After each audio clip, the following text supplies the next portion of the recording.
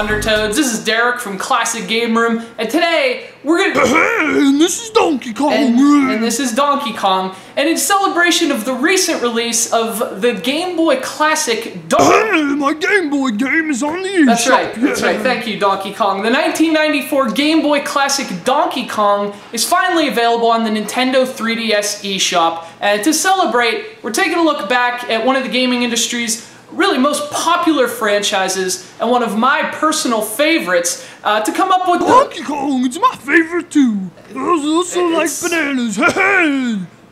You done now? You good? Nice climbers. Alright, well these are our picks for the top 10 Donkey Kong games of all time. Check out the top 10 games. Donkey Kong. Well, Donkey Kong has been in a lot of bad spin-offs, but we're kicking off our list with his best spin-off of all time, and the only one to make the top 10. Hey, what about Donkey Kong Jr. Math? Released for the GameCube in 2004, Donkey Konga was Nintendo's first take on the burgeoning rhythm game genre. The first game to use the DK Bongos controller, it also happened to be one of the very best party games on the GameCube. This is footage of the sequel, and we had to do that because Donkey Kong destroyed our copy of the original. So, you know, just pretend this is the original Donkey Konga.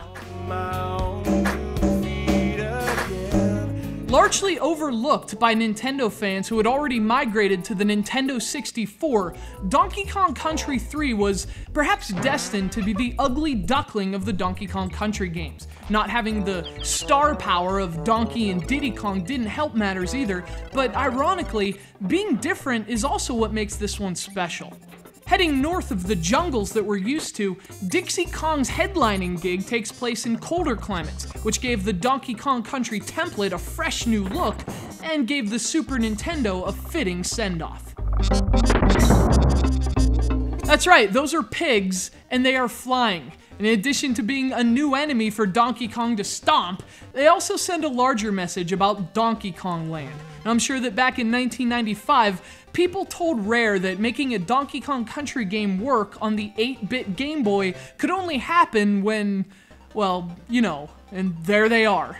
Just from a technical perspective, Donkey Kong Land was a stunning achievement on the Game Boy. It brought the Donkey Kong Country formula to the handheld realm with shockingly little compromise, and it continued the ape's Game Boy dominance.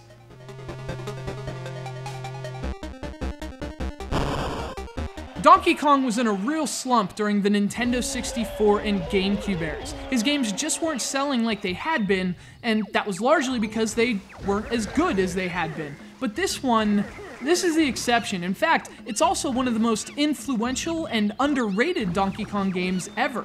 Donkey Kong Jungle Beat was a 2.5D platformer years before that was trendy. Played by pounding the DK Bongos, it was a bold experiment in sweat-inducing side-scrolling that was incredibly fun, but was also a precursor to the unique approaches that Nintendo would soon take to controlling video games. Man, if all sequels were as good as this one, my job would be a lot easier. The follow-up to Donkey Kong's groundbreaking debut, Donkey Kong Jr. is a fantastic game that made some very clever additions to the classic Hey, I don't know why Mario kidnapped Donkey Kong. He's a big old mean face.